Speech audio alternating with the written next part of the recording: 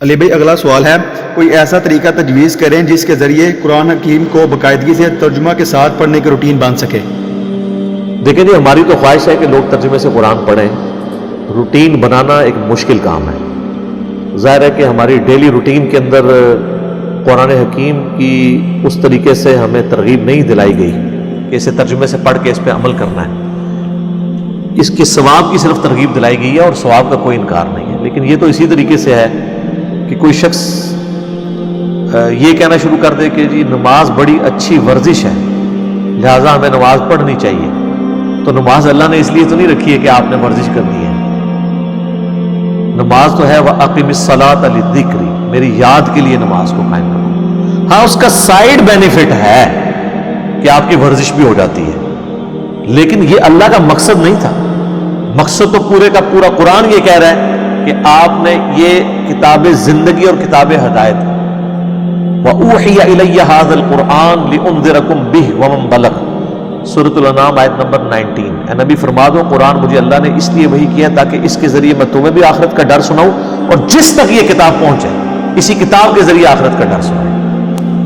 تو یہ نازل ہوئی ہے اس لیے فَذَكِّرْ بِالْقُرْآنِ مَن يَخَافُ وَعِيدٍ.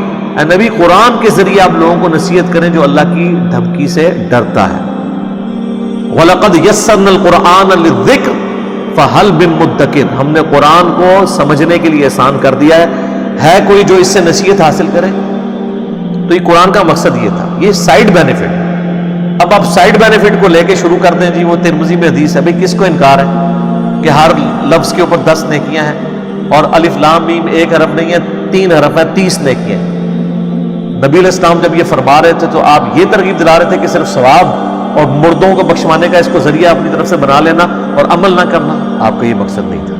آپ کا مقصد تھا کہ لوگ اس کے اوپر عمل کریں.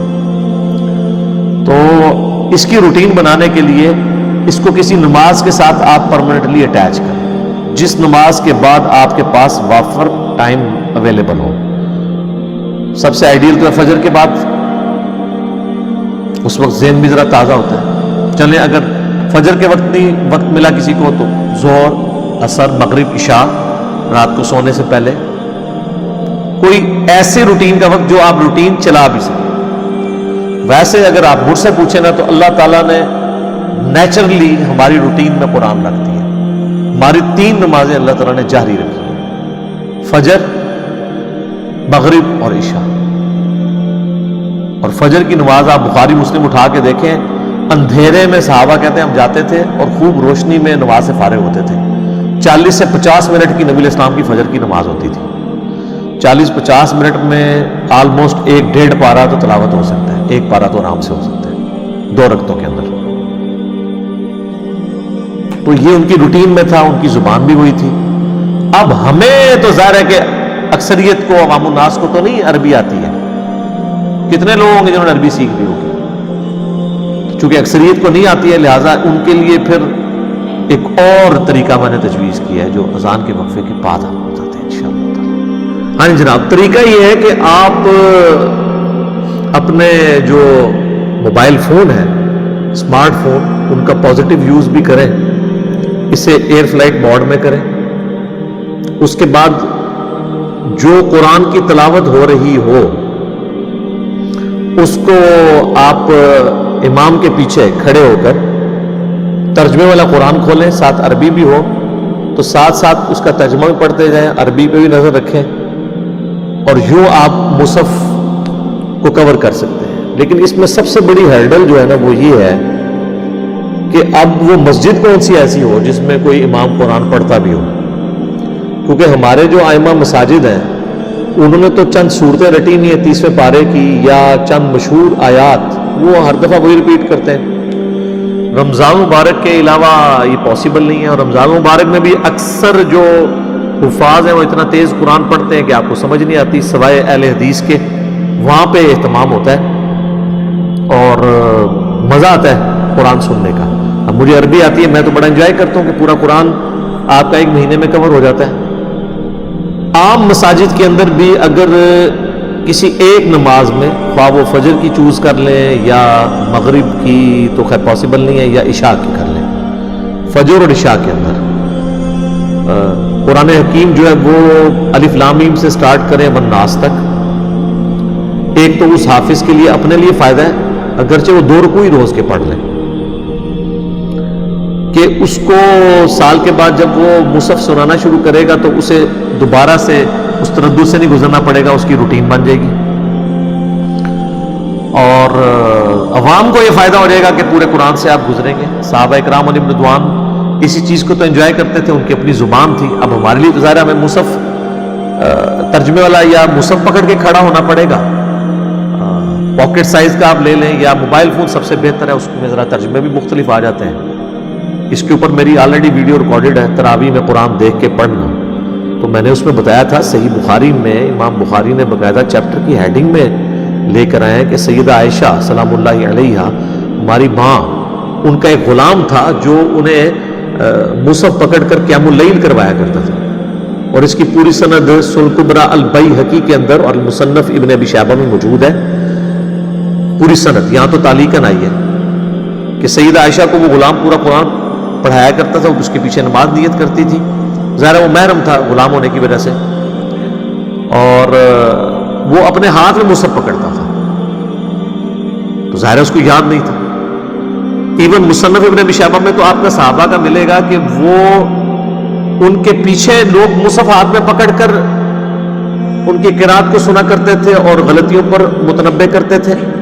یہ بھی مل جائے گا آپ کو انس بن مالک کے بارے میں, باقی صحابہ کے بارے میں. اور یہ بھی ملے گا کہ وہ امامت کرواتے تھے مصحف ہاتھ میں پکڑ کے, اور پیچھے لوگ کھڑے ہوتے تھے. اب ظاہر ہے کہ وہ خود ان لوگوں کو تو پیچھے عربی سمجھنے کے لیے ترجمے والا قرآن پکڑنے کی ضرورت نہیں ہے, ہمیں تو ظاہر ضرورت ہے. اصل چیز یہ ہے کہ قرآن کیا آپ مصحف پکڑ سکتے ہیں یا نہیں. تو بعض لوگ تو تھوڑے ریسٹرکٹ ہیں, وہ کہتے ہیں نوافل میں آپ پکڑ سکتے ہیں, فرض میں نہ پکڑیں.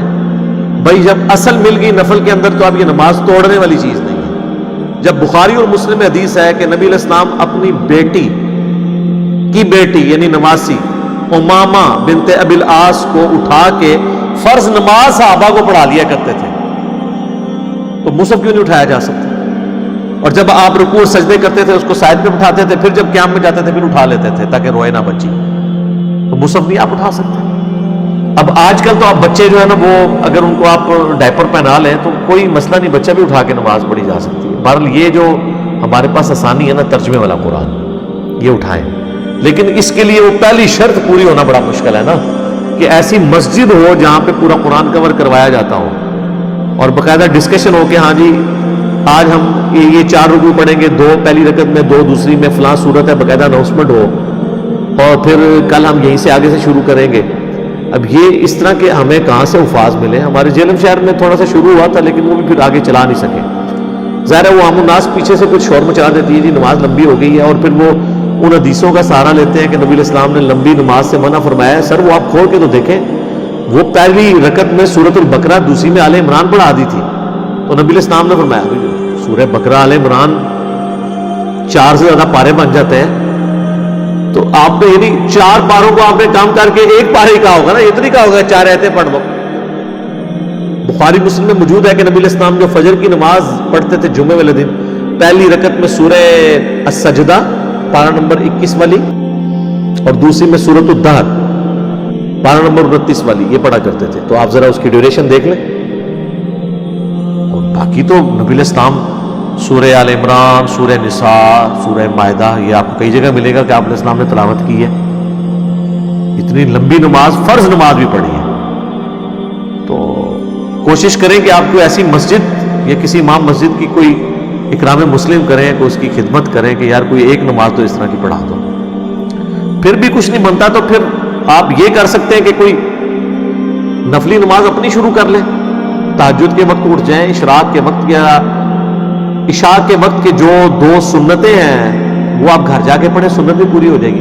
اس میں آپ مصحف اٹھا لیں, سامنے ایک ڈیسک رکھ لیں, رکوع اور سجدے میں جاتے وقت آپ اس ڈیسک کے اوپر قرآن رکھیں اور پھر اٹھا کے اسے پڑھنا شروع کرتے ہیں. یہی میں نے کہا تھا تراویح کے اندر بھی کریں کہ آپ گھر والوں کو تراویح گھر میں پڑھائیں اور سارے مصحف اٹھا لیں تاکہ ترجمہ کور ہو.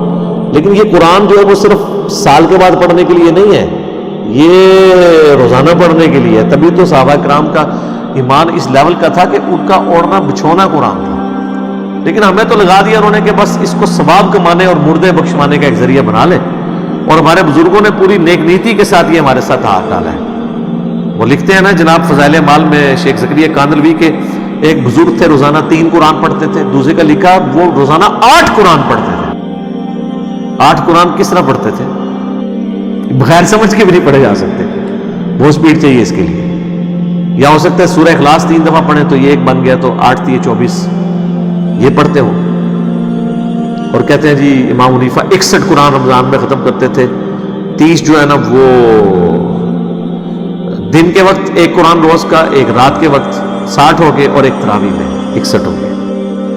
ٹھیک ہے, جب آپ کو یہ سب کچھ پڑھایا جائے گا تو پھر کس نے ترجمے سے پڑھنا ہے؟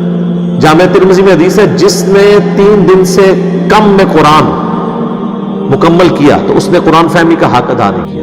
یہ تو نبی اسلام کہہ رہے ہیں کہ عربی جاننے والے بھی 3 دن سے کم میں پڑھیں گے نا تو وہ قرآن کا فہم نہیں کر رہے. تو بزرگوں کے اوپر آپ یہ کیوں بزرگوں کی بزرگی سٹیک پہ لگوا رہے ہیں؟ اس کی وجہ سے 3 دن میں, یہاں تو شبینوں میں ایک رات میں قرآن مکمل ہوتے ہیں, اور وہ یعلمون تعلمون ہی سمجھ آ رہی ہوتی ہے آپ کو. تو بس سمجھنا کس نے تھا, وہ فضائل اعمال میں انہوں نے لکھ دیا کہ جی قرآن کو کی تفسیر کے لیے جو ہے نا وہ 15 علوم چاہیے, اور 15واں لکھا کہ واہ بھی ہے, گاڈ گفٹیڈ ہے, وہ آپ حاصل بھی نہیں کر سکتے قیامت تک. یعنی آپ قرآن کو پھر وہ کہتے نہیں وہ تفسیر کے لیے, ویسے تذکیر کے لیے آپ پڑھ سکتے ہیں. تو یہ لکھنے کی کیا ضرورت ہے؟ یہ آپ نے کون سی خدمت کی ہے؟ کتاب آپ لکھ رہے ہیں فضائل اعمال اور فضائل قرآن, اور اس میں یہ اوٹ پٹانگ چیزیں لکھنے کی کیا ضرورت ہے؟ آپ تذکیر یعنی کے لیے ترغیب دلائیں کہ بھئی نہیں آپ اس کو قرآن کو ترجمے سے پڑھیں. وہ کیسے کریں گے؟ انہوں نے فضائل اعمال میں لکھ دیا ہے کہ احمد بن حنبل کو خواب میں اللہ کی زیارت ہوئی, تو انہوں نے پوچھا کہ یا اللہ تیرا قرب حاصل کرنا چاہتا ہوں, سب سے آسان ذریعہ کیا ہے؟ تو اللہ نے فرمایا قرآن. تو انہوں نے کہا سمجھ کے یا بغیر سمجھ کے؟ میں کہتا ہوں جی یہ میرے سامنے کوئی بات کرے تو میں غصے میں اس کے ساتھ پتہ نہیں کیا کروں. انہوں نے اللہ کے سامنے کیسے کیا ہوگی؟ یہ جھوٹا خواب احمد بن حنبل پہ انہوں نے تھوپا ہے.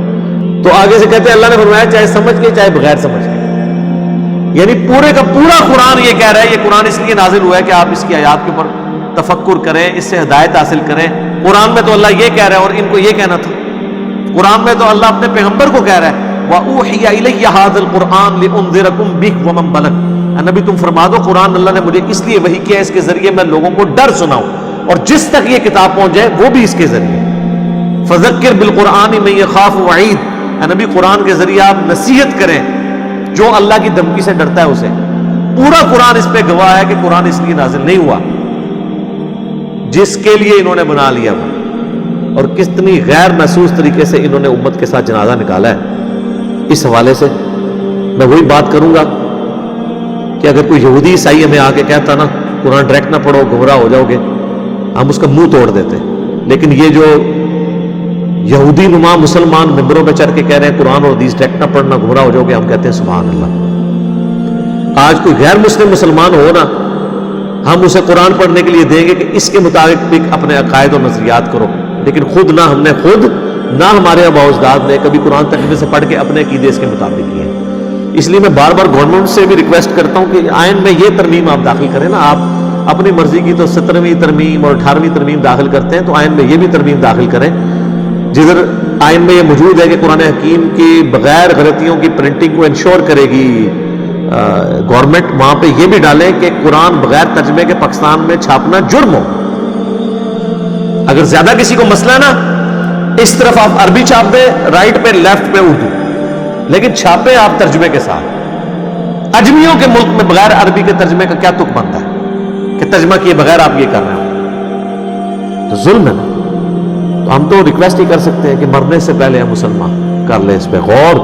کتابوں کا خدا اور ہے بابوں کا خدا, اور کتابوں کے خدا کا تعارف تبھی ہوگا جب آپ خوابوں سے نکل کے کتابوں پہ آئیں گے اور قرآن کو ترجمے سے پڑھیں گے.